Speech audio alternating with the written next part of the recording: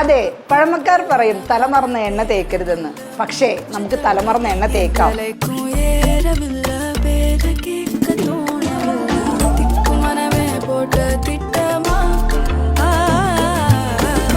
അങ്ങനെ തേക്കാൻ പറ്റുന്ന റോസ്മേരി അടക്കം 17 ഹെർബ്സ് അടങ്ങിയിട്ടുള്ള ഓയിലാണ് നമ്മുടെ റോസ്മാരിനസ് ഹെർബൽ ഹെയർ ഗ്രോത്ത് ഓയിൽ.